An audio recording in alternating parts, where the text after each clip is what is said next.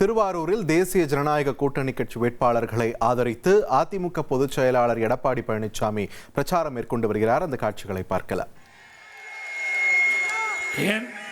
நடைபெறுகின்ற சட்டமன்ற பொதுத் தேர்தல் அனைத்து இந்திய அண்ணா திராவிட முன்னேற்ற கழக தலைமையில் தேசிய ஜனநாயக கூட்டணி நாம் அமைச்சிருக்கிறோம். நம்முடைய கூட்டணி வெற்றி கூட்டணி. நம்முடைய கூட்டணி சார்பாக அனைத்து இந்திய அண்ணா திராவிட முன்னேற்ற கழகத்துடைய வெற்றி வேட்பாளர் நல்லிலம் சட்டமன்ற தொகுதியில் முன்னாள் அமைச்சர் திரு ஆர் காமராஜ் அவர்கள் நிறுத்தப்பட்டிருக்கிறார்.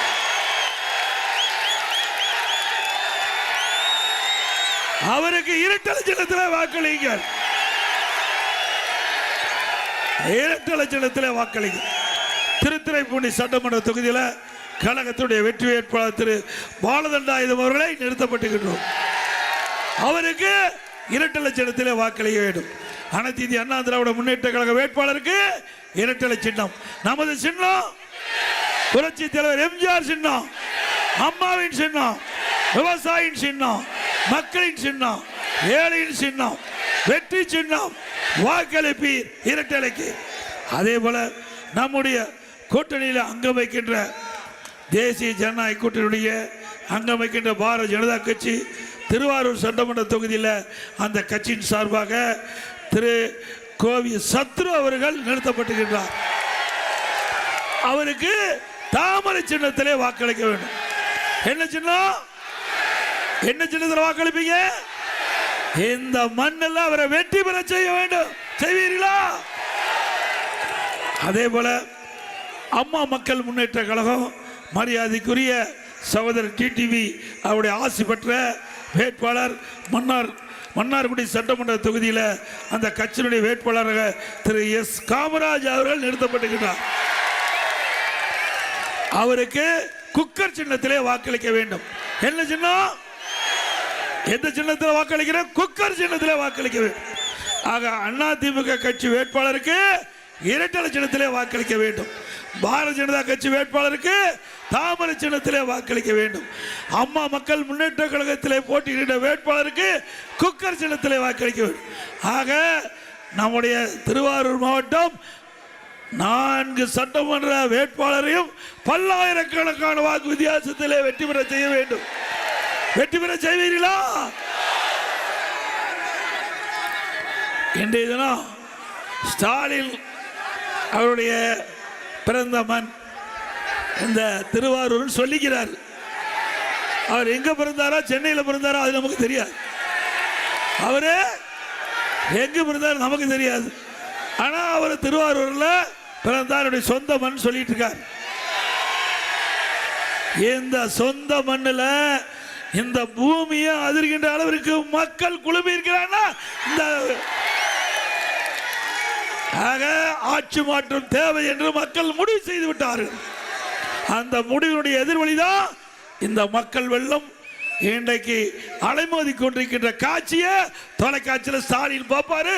இன்னைக்கு தூக்கம் போச்சு, ஸ்டாலினுடைய தூக்கம் போச்சு. என்னடா இந்த எடப்பாடி பழனிசாமி நம்முடைய சொந்த ஊருக்கு போய் இவ்வளவு மக்கள் குழுமி இருக்கிறாங்க. அதிமுக பொன்மனச்செம்மல் புரட்சி தலைவர் எம்ஜிஆர், இதே புரட்சி தலைவி அம்மா, இருவரும் தெய்வங்கள் ஆட்சி வழங்கி கொண்டிருக்கிற ஸ்டாலின் அவர்களே, எங்க கட்சியை உடைக்கிறதுக்கு என்னென்னலாம் ஆயுதத்தை எடுத்தீங்க? என்னுடைய அதிமுக உடைக்கிறதுக்கு என்னென்ன வேலை செஞ்சீங்க? எந்தெந்த ஆயுதத்தை பயன்படுத்தினீங்க? அத்தனையும் இங்க இருக்கிற மக்கள் தூள் தூளாக்கப்பட்டு விட்டார்கள். சிந்திச்சு பாருங்க. சற்று சிந்திக்க வேண்டிய நேரம் அது. சிந்திச்சே ஆக வேண்டும். நம்முடைய தலைவர்கள் பொன்மனச்செம்மல் புரட்சி தலைவர் எம்ஜிஆர் தீய சக்தி திமுகவை வீழ்த்த வேண்டும் தொடங்கப்பட்ட கட்சி. நம்ம கட்சியை வீழ்த்துறதுக்கு நம்ம கட்சியில ஒரு பி டீம் ஒரு ஆளை உருவாக்கி நமக்குள்ள ஒரு குழப்பத்தை உண்டாக்கி இந்த கட்சியை முடக்க வேணும். அதுதான் திரு ஸ்டாலினுடைய திட்டம். ஆனா நம்முடைய தலைவர்கள் மேலே பார்த்து கொண்டிருக்கிறார்கள். நம்முடைய பொன்மனச்செம்மல் புரட்சி தலைவர் எம்ஜிஆர், இதே புரட்சி தலைவி அம்மா, இருவரும் ஆன்மா பார்த்துக்கிட்டு இருக்குது. நம்ம எல்லாம் பாதுகாக்குது. அண்ணா திமுக என்ற பேர் இயக்கத்தை 2 ஆத்மாக்களும் பாதுகாத்துக் கொண்டிருக்கிற ஸ்டாலின் அவர்களே, மறந்து விடாதீர்கள், மறந்து விடாதீர்கள். ஸ்டாலின் அவர்களே, எங்க இயக்கத்தை அழிக்க நின்றவர்கள் அழிந்து போவார்கள், முடக்க நினைத்தவர்கள் முடங்கி போவார்கள். உண்மைதானே? இது அண்ணா திமுக கட்சி உயிரோட்டம் உள்ள கட்சி. எந்த கொம்பனாலும் தொண்டனை கூட தொட்டு பார்க்க முடியாது. முடியுமா? இன்றைக்கு புரட்சி தலைவர் எம்ஜிஆர் அவர்கள் உடல்நிலை சரியில்லாம அமெரிக்காவில் சிகிச்சை பெற்றிருக்கும் போது திரு கருணாநிதி அவர்கள் என்ன சொன்னாரு? அவர் உயிரோட வந்தா என்னை ஜெயிக்க வச்சிருங்க, உயிரோட வந்தா அவருக்கு கட்சி கொடுத்துருந்தார். அந்த காலத்திலேயே அவ்வளவு பெரிய பொய்யை சொல்லவர் தான் திரு கருணாநிதி. கொடுப்பாரா? எப்படியெல்லாம் மக்களை ஏமாத்துனாங்க. அதே போல திரு ஸ்டாலின் அவர்களும் ஊரா போயிட்டு இருக்காரு. இப்பதான் டீ கடைக்கு போய் டீ குடிக்கிறார். இத்தனை நாள் டீ குடிக்கிறதுக்கு நேரம் இல்லை. ஏன்னா 5 ஸ்டார் ஹோட்டலில் டீ குடிச்சிட்டு தான் இப்பதான் கடைக்கு வந்து டீ குடிக்கிறார். நாம் எப்பவுமே கடையில் டீ குடிக்கிறவங்க. நம்முடைய கஷ்டம் நஷ்டம் துன்பம் துயரம் நம்ம போல ஒருவருக்கு தான் தெரியும். தெரியுமா அவருக்கு? இங்க இருக்கின்ற விவசாயிகள் படிக்கிட்ட கஷ்டம் தெரியுமா? படிக்கிட்ட துன்பம் தெரியுமா?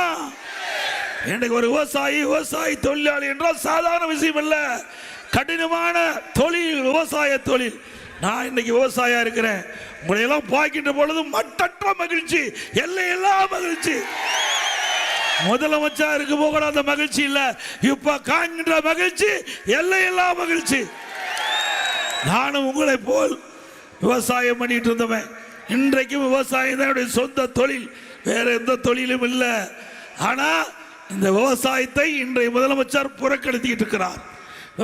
விவசாயிகளை எந்த திட்டமும் அறிவிக்காமல் விவசாயிகள் படுகின்ற கஷ்டம் துன்பம் துயரம் வேதனை எதை பற்றி கவலைப்படாத முதலமைச்சர் இன்றைய முதலமைச்சர் ஸ்டாலின் அவர்கள். சிந்திச்சு பாருங்க. அண்மையில் டெல்டாவில் இருக்கிற விவசாயி உற்பத்தி செய்யப்பட்ட நெல் நேரடி நெல் கொள்முதல் கொண்டு சென்று விற்க முடியல.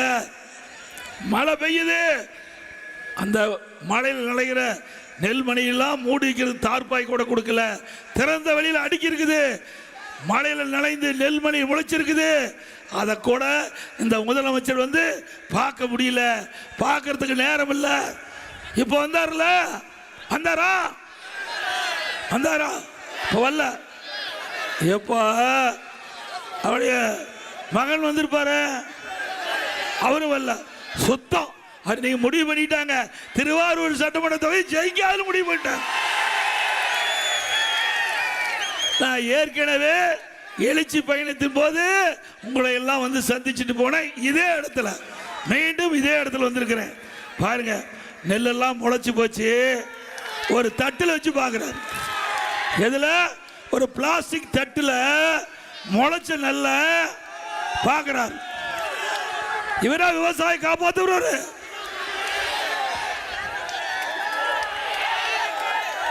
ஒரு தட்டில் நாம கஷ்டப்பட்டு இரவென்று பகலென்று பாராம ரத்தத்தை விரைவியா சிந்தி பயிரை நெட்டு அதை நோயிலிருந்து காப்பாற்றி அதை அறுவடை செஞ்சு அந்த நெல்மணிகளாம் மூட்டை பிடிச்சி விற்க கொண்டு போய் மழையில் நனைஞ்சு நெல்மணி முளைச்சு போச்சு.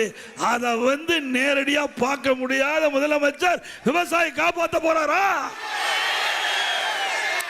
அண்ணா திமுக பொறுத்த வரைக்கும் ஆளுகின்ற பொழுது உங்களை வந்து பார்த்தேன், முதலமைச்சர் போது பார்த்தேன். கொரோனா காலம் உயிருக்கு ஆபத்து ஏற்படும் அந்த நிலையிலையும் இங்க வந்து பார்த்தேன். திருவாரூர் மாவட்ட மக்களை சந்திச்சேன், விவசாயிகளை சந்திச்சேன், விவசாய தொழிலாளிகளை சந்திச்சேன், பலதரப்பட்ட மக்களை சந்திச்சேன், குறைகளை கேட்டேன், குறைகளை நிவர்த்தி செஞ்சேன். இப்போ டெல்டா மாவட்டத்தில் இருக்கிற விவசாயிகள் பாதிக்கப்பட்டு விட்டார்கள்.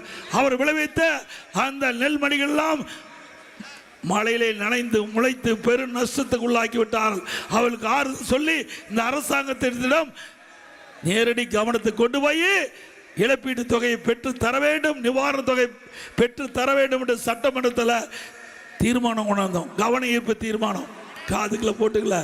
அறிவிச்சார் காமராஜ் அவர்களும் பேசினார், சார்பா பேசினார்.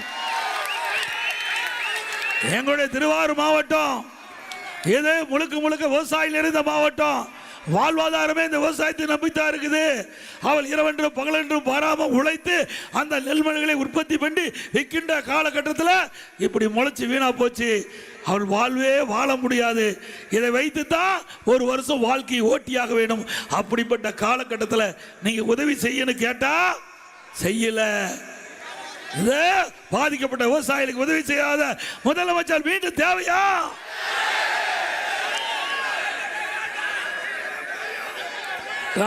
நான் வந்து பார்த்துட்டு போனேன்ல. இதுக்கு முதலமைச்சர் சொல்றாரு, அந்த நெல்லாம் கொண்டாந்து அடுக்கி வச்சிருந்தாங்கல்ல வெளியில, நம்முடைய விவசாயிகள் அறுவடை செஞ்சு மூட்டை பிடிச்சு வெளியில கொண்டாந்து விற்பனைக்கு நேரடி கொள்முதலத்தில் விற்பனைக்கு அடுக்கி வச்சிருக்காங்க. அதுக்கு என்ன சொல்றாங்கன்னா, வியாபாரி கொண்டாந்து அடுக்கி வச்சிருக்காங்களாம். வியாபாரிகள் கொண்டாந்து அடுக்கி வச்சிருக்காங்களாம். எவ்வளவு பச்சை பொய்! எவ்வளவு விவசாயிகளை எப்படி கொச்சப்படுத்துறாரு! விவசாயிகள் கஷ்டப்பட்டு உழைத்து அவர் ரத்தத்தை வேர்வையா மண்ணிலே சிந்தி இந்த நெல்மணிகளை உற்பத்தி செஞ்சு விற்பனை கொண்டாந்து வச்சிருந்தா இதற்கு தீர்வு காணத்துக்கு வக்கு இல்லை. ஆனா இவரெல்லாம் வியாபாரி. எடப்பாடி பழனிசாமி வேண்டும் என்று திட்டமிட்டு அவளை தூண்டி விட்டு அவதூறு பிரச்சாரத்தை செய்வதா சொன்னாங்க. அப்படியே நான் செஞ்சேன். அந்த நெல்மணிகள்லாம் முளைச்சு போச்சு. அவருக்கு அந்த கஷ்டம் அவருக்கு தாங்க தெரியும். உழைத்தவனுக்கு தான் அந்த கஷ்டம் தெரியும். நானும் ஒரு விவசாயி, அதனால அவர் பட்ட துன்பம், ஒரு விவசாயி படுகின்ற துன்பம் ஒரு விவசாயிக்கு தான் தெரியும். ஆனா இப்படிப்பட்ட முதலமைச்சருக்கு தெரியறதுக்கு வாய்ப்பு இல்லை. ஏன்னா அவர் பிறந்த செல்வ சீமையில் பிறந்தவர், அங்க செல்வாக்கில் வாழ்ந்தவர். ஏழை என்றால் ஒன்றும் தெரியாது. நான் இங்கே இருந்து இங்கே வந்தவன். இங்கே இருந்து உங்களை போல் சாதாரண தொண்டனாக இருந்து ஒரு கிளைக்கழக செயலாளராக இருந்து தலைவருடைய பேச்சுக்களை கேட்டு, பொன்மனச்செம்மல் புரட்சி தலைவர் எம்ஜிஆருடைய பேச்சை கேட்டு ரசித்து, தலைவருடைய நம்முடைய முன்னணி தலைவருடைய பேச்சை கேட்டு படிப்படியா கிளை செயலாளர், ஒன்றிய பொறுப்பு, மாவட்ட பொறுப்பு, மாநில பொறுப்பு, எம்எல்ஏ, எம்பி, மந்திரி, அப்புறம் தான் முதலமைச்சர். இப்படித்தானே வர முடிஞ்சது. ஆக அங்கே ஒரு கிளை செயலாளர் எவ்வளவு கஷ்டப்படுறாங்க, ஒரு ஒன்றிய செயலாளர் எப்படி கஷ்டப்படுவாங்க, எப்படி ஒரு மாவட்ட செயலாளர் கஷ்டப்படுவாங்க, எப்படி ஒரு விவசாயி கஷ்டப்படுவாங்க, அதையெல்லாம் அனுபவ நீதியாக தெரிந்த காரணத்தினால்தான் விவசாயிகள் படுகின்ற துன்பம் எந்தெந்த வகையில் அவர் விவசாயி பாதிக்கப்படுகிறார் அதை சரி செய்ய வேண்டும் என்ற அடிப்படையில் அதிமுக அரசாங்கம் செயல்பட்டது.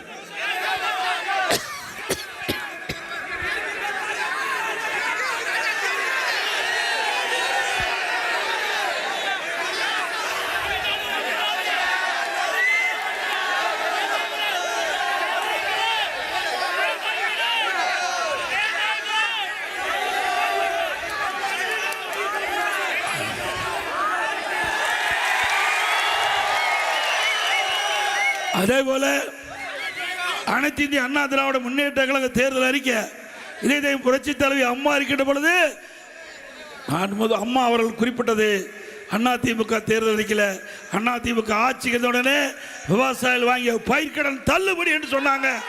தள்ளுபடி செஞ்சாங்க. நான் முதலமைச்சர் இருந்த பொழுது கொரோனா காலம், விவசாயிகள் உற்பத்தி செய்யப்பட்ட அந்த விளைபொருள் முழுமையாக விற்க முடியல. நாங்கள் வாங்கிய பயிர்க்கடன் செலுத்த முடியல, முறையா தள்ளுபடி செய்ய வேண்டும் என்று கோரிக்கை வச்சீங்க. உங்களுடைய கோரிக்கையின் அடிப்படையில் நான் முதலமைச்சர் இருந்த பொழுது 2021 ஆண்டு 12,100 கோடி தொடக்கடன் வேளாண் கூட்டுறவு கடன் சங்கத்தில் பயிர்க்கடன் தள்ளுபடி.